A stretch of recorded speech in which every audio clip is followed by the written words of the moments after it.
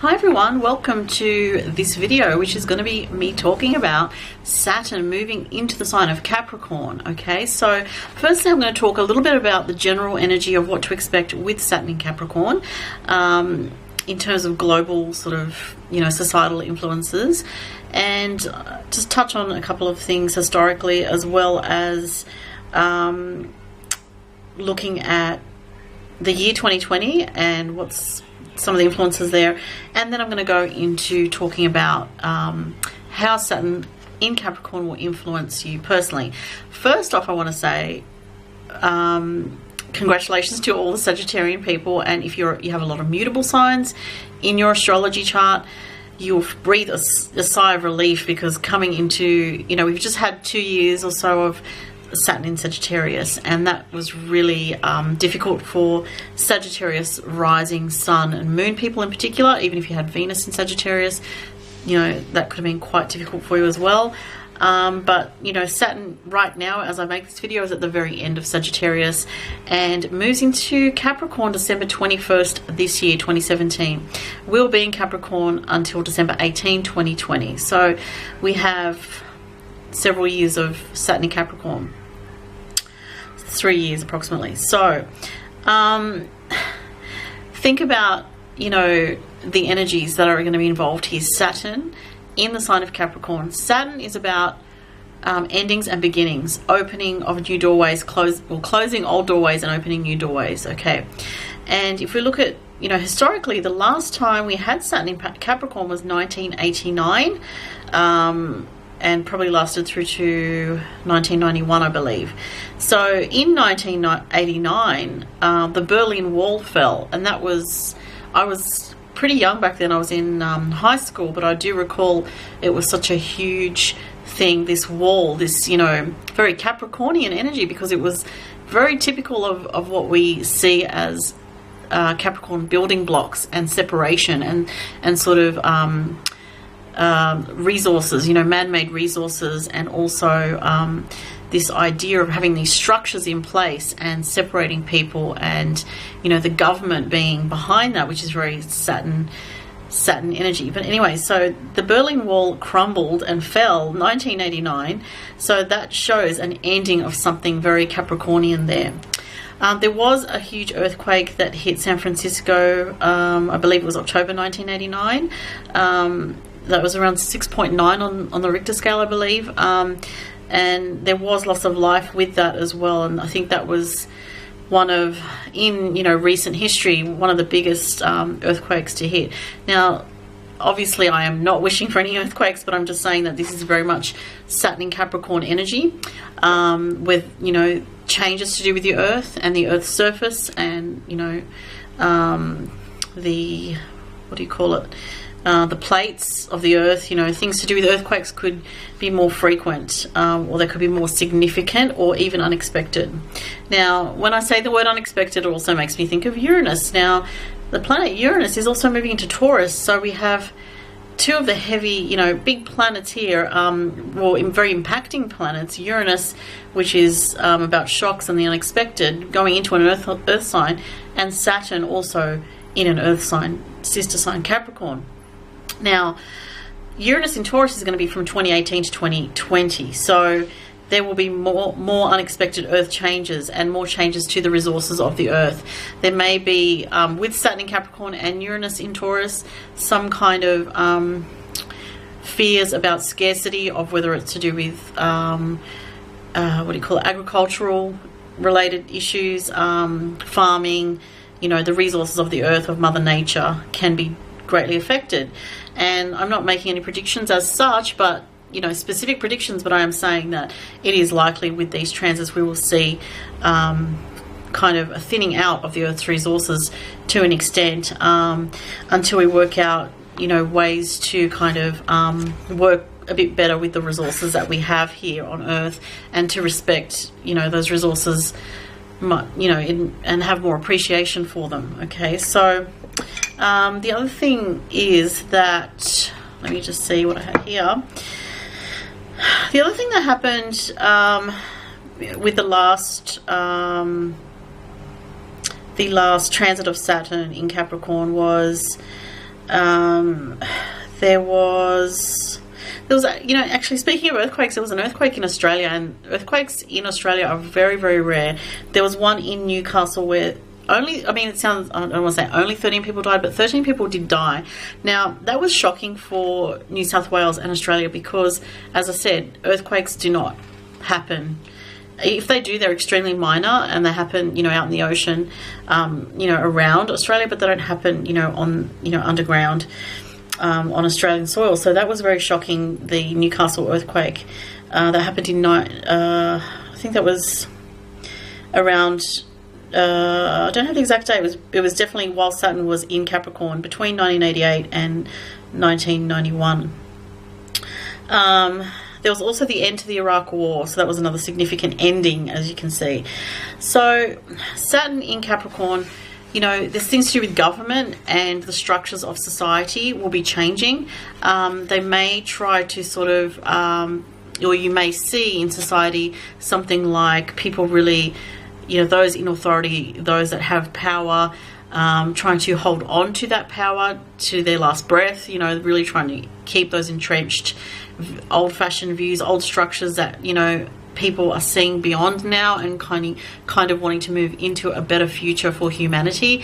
You know, things that are happening with the earth, corruption on the, you know, in our societies, injustices, things like that. There can be changes in regards to that, or people confronting those powers that be, and sort of wanting change, and there can be big movements of people that affect change, and there can just be natural change that also happens with the earth as well. So I'm seeing, you know, with Saturn in Capricorn, this is very significant, leading up to January 2020, when we have Saturn in Capricorn conjunct Pluto at 22 degrees of Capricorn. This is a very powerful alignment that, you know, other astrologers everywhere are talking about, and you know, they'll be talking about it a lot more as we lead up to 2020. But this is a time of pivotal change in our world and our society. So you know, just to get it a bit more personal now, let's talk about how Saturn in Capricorn will affect you. So let's say if you're a cardinal sign, you will be greatly affected by this transit of Saturn in Capricorn. Cardinal signs being Cancer, Capricorn, Aries, and Libra. So all of those signs will have effects. Those mostly affected usually will be those that experience the square from Saturn, the conjunction, of course. And in particular, if Saturn is going to be transiting through your 12th house into your first house, this is huge for you. Any of the angles being transited by Saturn, the 4th house, like the IC point, the very top of the chart, the MC, or the 10th house, the 7th house, cusp, the DC point, and of course the ascendant. So if Saturn is going over any of those points for you, this is a time of endings and new beginnings in your life, in that area of your life. So, you know, IC point is going to be changes to do with home life and family. 7th house, DC point, it's going to be relationships, endings and new beginnings. So you could end a relationship, a significant relationship, or see, you know, endings in your life with significant people, and then you could have new relationships coming into your life, and most likely will. To do with Saturn crossing over the top of your chart, your career sector, your MC point, you will see big shifts in career, in your goals, and even in married life if you're married. Endings and new beginnings there. If it's your ascendant, it goes through your 12th house, which acts as a sort of like a purging kind of effect on you. Psychologically, it gets you to reflect a lot on the past, and it can be very emotionally difficult. It can bring up a lot emotionally. Definitely if you have Saturn going through the 12th house during this period of Saturn in Capricorn, you know, you may feel very alone. You may need to seek out trusted people, counselors, anyone that you can trust to speak to about a lot of emotional things that will be coming up from the past. Issues to do with family members, especially parents, relationship with parents and authority figures, and then, you know, trying to come gradually into your own power more, and into your own authenticity, your own truth more, and into your own sense of reality, rather than, you know, what's been indoctrinated into you in the past. So that's just a little bit about that. And I'm going to go through each sign now and talk about how Saturn in Capricorn will affect you. So Aries, this actually transits through your solar 10th house, so you can expect Aries changes with career and goals as well. Married life, there can be changes for Aries as well. There could be, as I said, you know, same as if Saturn is crossing your MC point in your natal chart, you will find that you could have endings in, there could be an ending in a marriage, or there could be a new beginning, or you could be finding that you need to become very dedicated to your own path, your own authentic self, what you really desire and need for your life in a very essential way. And you may be sort of scaling back things to do with career to sort of get back to a sense of truth and authenticity about, you know, what it is that you really want out of your life in a very, very honest and real way. For Taurus, this is Saturn's going through your 9th house, so there could be things to do with Taurus, higher education, opening your mind to courses, dealing with even legal things. So there could be something to do with law, or being very aware of laws, getting things sorted when it comes to your education. It could even bring something to do with elderly people and overseas connections, or you know, people visiting from overseas, or you going to visit people overseas, and there could be a connection with, you know, your parents or family members that are older. Something to do with, you know, coming into authority when it comes to speaking and publishing any works or creative works that you have done in the past. There can be sort of a need to express your opinion more in a more overt and very real way in the world, Taurus. For some Taurians, it could be completion of significant education. So you might complete university, or you might start university. You might embark on a new course of some kind that is very significant in your life. For Gemini, this is in your 8th house, Gemini. So, you know, with Saturn in Capricorn in your 8th house, Gemini, there can be a need for you to very much go within and really get to the core of your truth. And you might want to sort of push away structures that you've created in your life in order to transform yourself, Gemini.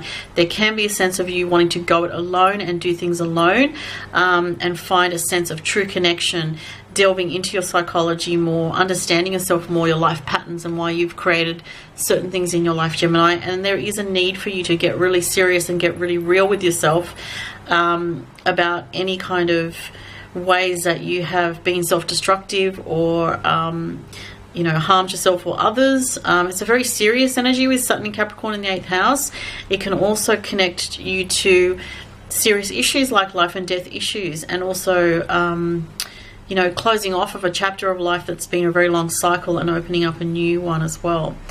And definitely issues to do with loss can come up for Geminis during this transit, but also there can be serious studies into the occult, serious studies in psychology, delving deep into the truth of your life and society and things like that. Cancer, this is your 7th house, so relationships are going to get very real for Cancers. So there could be you know, again, endings of relationships and new relationships. So, you know, divorce and then marriage again, or, you know, commitments can come up as a very serious part of your life now. Cancer, there can also be stepping into authority in your life, maybe through the workplace. There could be an opportunity that comes up for you, Cancer, with regards to an authority, someone in authority giving you an opportunity to step up in authority yourself. Wanting to do things on your own more, or with people that you really truly connect with in a real practical sense.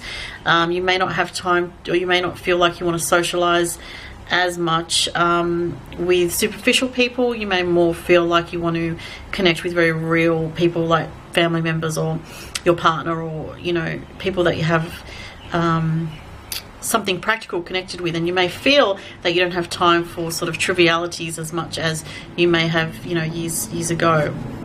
For Leo, this is in your 6th house, Leo. So work is going to a whole new level for you, Leo.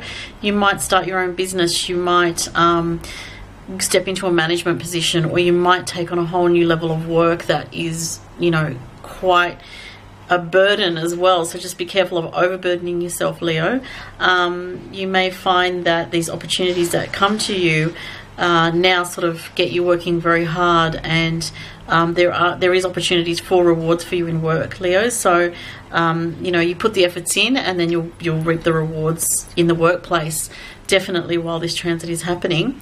You do need to be careful with your health, though, Leo, because of that Saturn in the health sector as well. So although work will be very busy, you could be tempted to you know, cut corners with your diet and things. Just be careful with that, because it could really drain your energy, and you may find that you just don't have the energy to put into work, and then you feel very burdened. So look after your health in this period, Leo. It's very, very important. Virgo, this is your 5th house. So the 5th house is to do with children, romance, self-love, creativity, and entrepreneurship as well. So it's a very serious energy to have in a part of your chart that is more likes to enjoy and have fun. But it's like saying to you, well, it's now time for hard work, Virgo, so that you can have fun later in a few years' time when you really reap the benefits of the work that you've put in now. So if you have young children, Virgo, this is a time for you to really put in a lot of efforts with your children to see rewards down the track. It could be a time when you feel that you need to discipline your children in some way with, you know, a lot of structure, routine to keep them happy. There might be focus on children's schoolwork if you have children. For romance, you may feel a bit blocked, Virgo, because of this energy, though it can bring someone older who's a romantic interest or someone who has some authority. Do be careful of power struggles there, with Pluto also in that sector for your solar chart, Virgo, as well, because you can attract power struggles in romance, or very karmic connections in romance, Virgo, so it could be something to watch out for. But there is a very serious energy around love, and you may be wanting to find somebody, if you're single, that you want to commit to, but you might find that difficult. If you're not single, you're in a relationship, your romantic life could go through a bit of a difficult period. So in the sense that it may not feel as fun, it may be more focused on getting ahead financially, or renovating a home, or doing things, you know, with your partner that is more serious in nature.